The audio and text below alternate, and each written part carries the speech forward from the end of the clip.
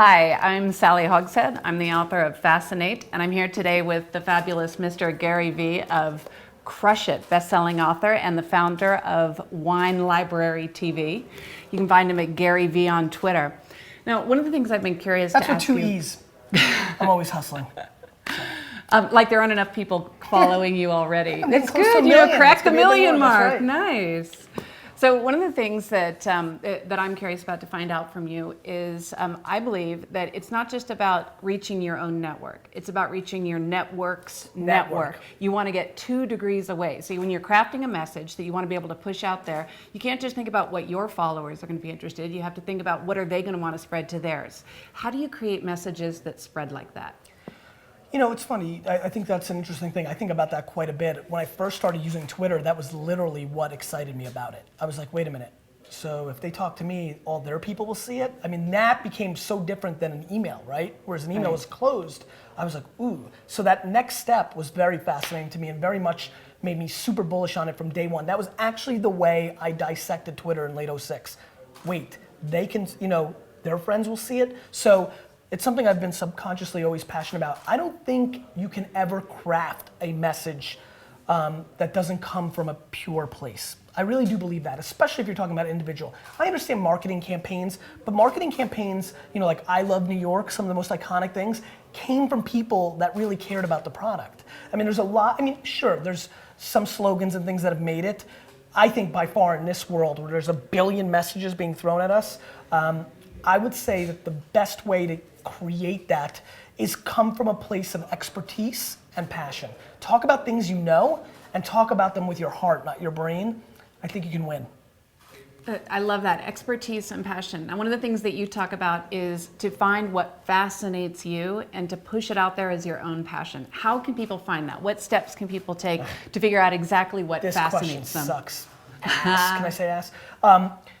It's very hard. People are always like, Gary, you know, what's my passion? I'm like, I don't know, I'm not Yoda. You know, I mean, it's like you can't figure all this stuff out completely. What I think people need to do, and this is the only step that I ask people to do, look in the mirror and don't lie to yourself, almost always brings the closest opportunity to figuring out what you should do. I think a lot of people are passionate about things that they don't think are scalable or big businesses. You know, they love carrots. Like seriously, like they're just obsessed with carrots, like how are they grown, the different flavors, all the, you know, different clones and DNA of carrots, but they're like, how am I gonna make money on carrots?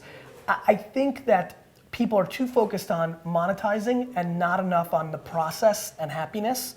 And I think people really are naive to not recognize that if you're doing something you love, you're gonna work so much harder and thus put yourself in a position to actually monetize.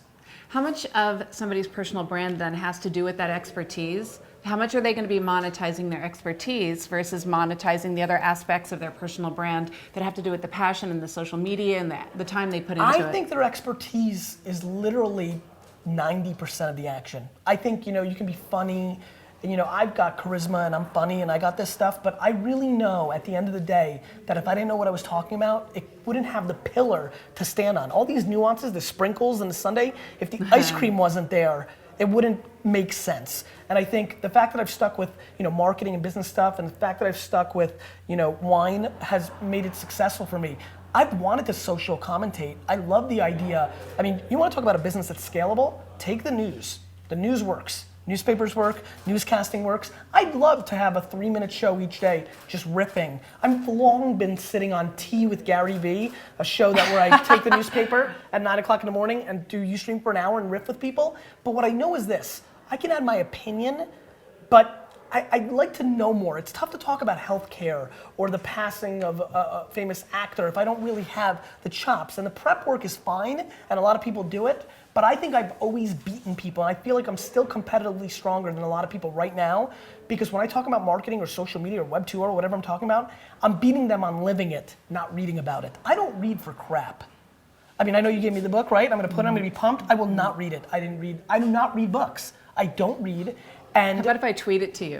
140 characters at a time? Very possibly. Chapter 1. Very possibly. But you know, it's funny, like all my friends, like Godin and all these guys, you know, Jason Fried and all these awesome guys, and I know I should, but I can't. I'm so much more bullish on living it than reading about it. I can't even compare the two.